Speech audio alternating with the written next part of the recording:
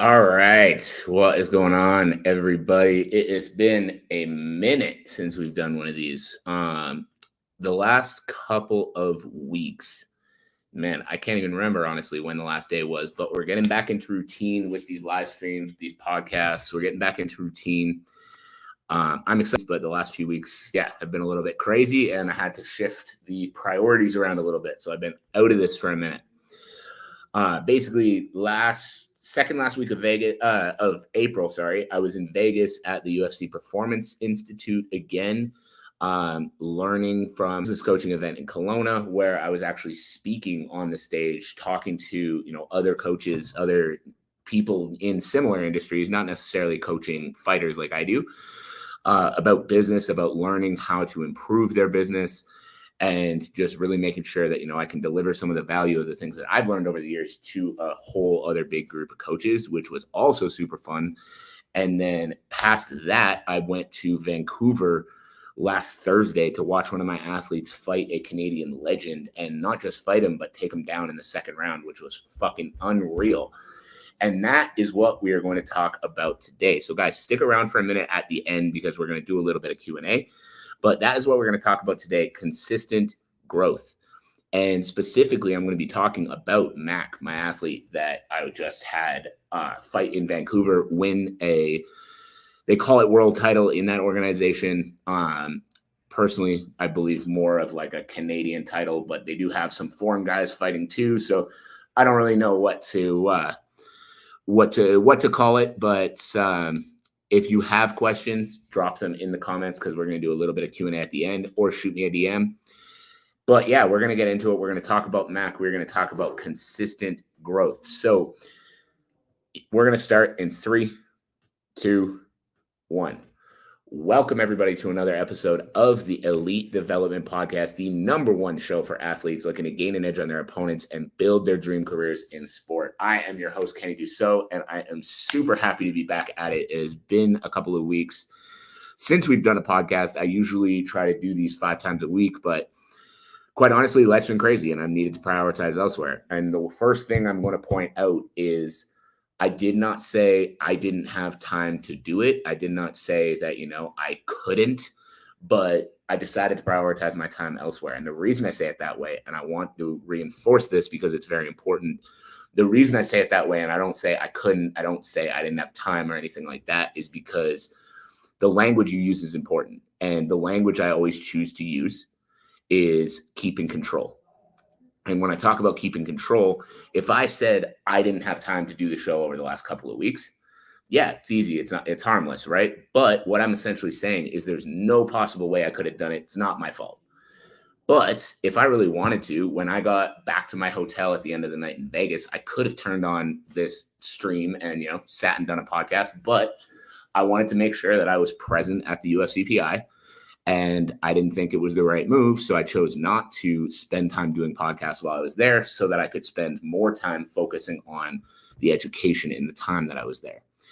And the reason that kind of language is so important, and that I'm spending the first couple of minutes of the show talking about this, is because so many of you, and I've struggled with this myself over time as well, give away your power in that way. You choose to say, I don't have time. And then in the end, you're like, oh yeah, it's not my fault. I couldn't do anything about it. But if you really look at your day, if you really look at the time you have, if you really look at the effort you put in, you could have done something about it, right? Whatever it is that you're not doing, whatever it is that you're using that excuse for, you could do something if you really, really wanted to. So don't tell yourself that you can't. That makes sense? So we're going to get into it, though. We're going to talk about consistent growth. We're going to talk about my athlete, Mac Larson, because this dude is an absolute fucking stud, and he just beat a longtime Canadian legend on Thursday night last week, and I am fucking stoked about it.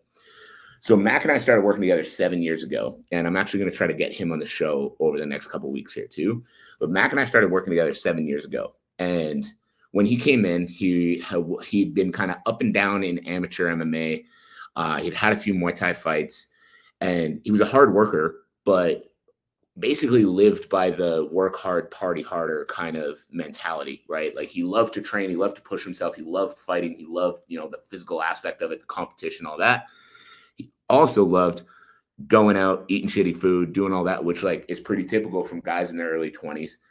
But, so he was a really hard worker, but just wasn't dialed. And we had some good success regardless. And he was able to kind of turn that discipline on at times. But over time, it would kind of, it would come and go. Like we'd go through really good, strong, consistent periods of training. And then we'd go through some time where, life was kind of getting in the way, wasn't showing up the same way, all this kind of stuff. And I don't say this as an insult. I don't say this as, any kind of, shot against the guy. I fucking love him to death. I just spent almost $1,000 traveling for a couple of days to watch him fight. But I say it because a lot of athletes look at, the top level guys and see the discipline, see the consistency, see the way they train. And they think, I need to be that guy. I need to train the way this guy trains. I need to show up the way this guy shows up. And yes, you do. But then where a lot of you go wrong, and this is what I think is extremely important, is a lot of you beat yourself up for not being that guy today, right? A lot of you guys beat yourself up for looking at, the UFC champions, looking at those people that are at the top. And then you're like, man, they're better than I am. So like, I should just give up. But what you got to understand is everyone started somewhere. The UFC champions that you're watching on TV today didn't wake up one day a UFC champion with incredible discipline that does all the right stuff all the time and never screws anything up. They started with limiting beliefs that you have right now. They started with, struggles that you have right now. They started with lack of discipline sometimes that you guys might have right now. But the difference is they were willing to work at themselves. They were willing to put time into improving themselves for longer than the ones who didn't make it. That's it. They're not different. They're not special. They're not better than you. They're just willing to put the work in for longer than you. And if you're not willing to do the work that they're willing to do, they're going to get further. You're not. And that was the coolest shift with Mac over the last few years. This dude, like I said, was always a hard worker. That was never an issue. But the discipline side of, he'd come into training sometimes a little bit hungover, having a little bit of fun on the weekend, whatever it might be.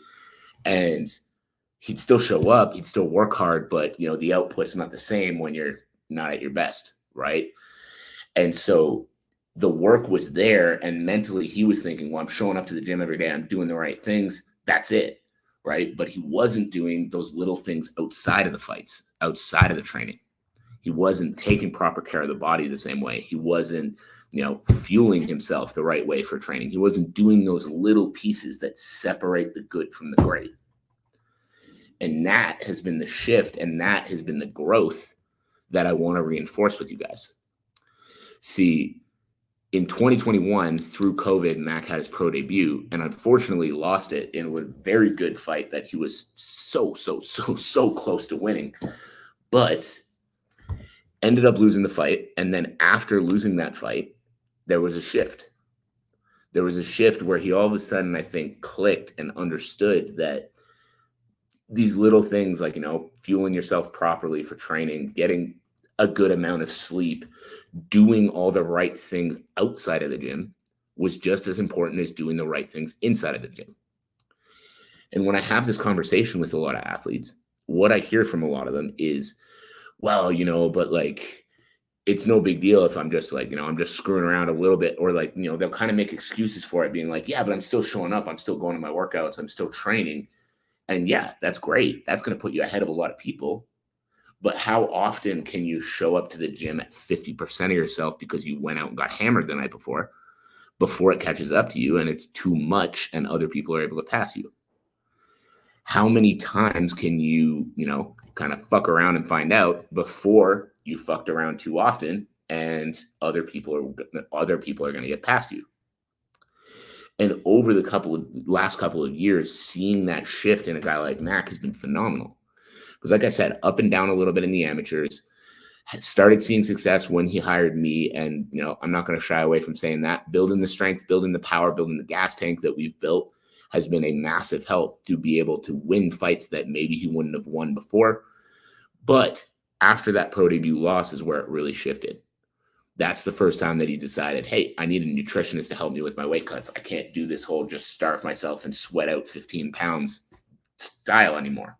So he brought on Coach TJ, who, if you don't know who he is, search up at Coach TJW on Instagram. The dude's an absolute fucking wizard. And after bringing on TJ and combining that with the work we were doing and the work ethic that he had, he started realizing what was possible. He started understanding that, if I want to make the UFC, it's in my fucking power. And that's what I want to relay to so many of you guys too. See, so many people skip out on those little things because they don't see themselves as belonging at the top. You want to make the UFC, you want to win a belt, you want to make millions of dollars. But when you look inside, you actually see yourself doing it. And that's the really important question, because if you don't see yourself doing it, you look at yourself and you're like, man, I don't know if that's really possible for me. Then you're going to sabotage yourself. You're going to make those poor decisions instead of making the right ones. You're going to go out on the weekend and drink because, it's the weekend. It's all good. I'm still going to show up to training tomorrow, instead of realizing, hey, a good night's sleep and a good breakfast going to be much better for my training session than piles of alcohol the night before. Right? But when you start making those better decisions, you start, saying no to the vices and those things, and you start making the choices of the person who actually belongs at the top. That's when the career shifts. And it really hit me when I was sitting in the crowd watching Mac fight for a belt on Thursday. This was the same guy that, again, 5 years ago was a very hard worker, trained his ass off, was doing a lot of really good things, but wasn't going the extra mile, wasn't cutting out the vices on the weekend, wasn't saying no to, the McDonald's and the shitty food and that kind of stuff. He was doing the stuff that everyone was doing really, really well.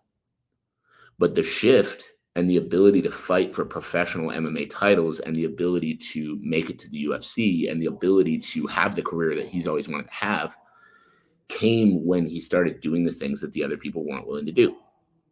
Came when he started saying no to the vices on the weekend. Came when he started putting training over these other things. And then when I was sitting in the crowd watching him walk out for this fight, I realized, I'm like, this is not the same guy that I started working with. This is not the same person. And don't get me wrong, he still likes to have a little bit of fun. He had a few Smirnoff Ices after his fight, which I thought was fucking hilarious. But he still likes to have fun. He still likes to go out. He still likes to do stuff like that.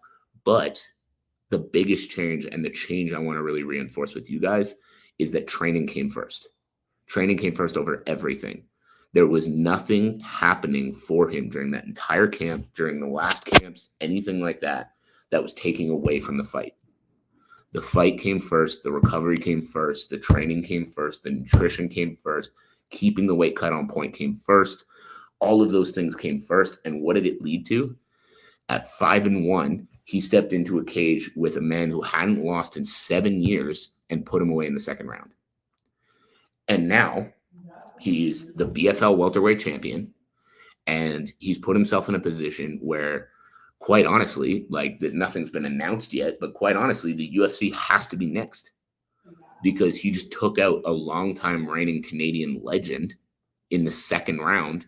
He's a white belt who just submitted a black belt. That's another part of that story. But the switch came, and those results came, and building the career that he's always wanted came simply by making the shift that my career comes first. Doesn't mean you can't be social. Doesn't mean you can't have a couple drinks every once in a while if that's the thing that you want to do. But the career needs to come first. Is going out for those drinks going to affect your training session the next day? Yes. Don't fucking do it. Is eating a bunch of burgers at McDonald's instead of having a good, healthy meal and getting a good night's sleep going to affect how you show up this week in training? Yes. Don't fucking do it. Training comes first. The growth happens when you realize that your career can happen only when you actually start treating it like a career, when you start treating it like the opportunity that it is. So guys, consistent growth. First off, I wanted to talk about this because I'm so fucking proud of this dude. The growth that we've seen over the last 7 years working together has been fucking phenomenal.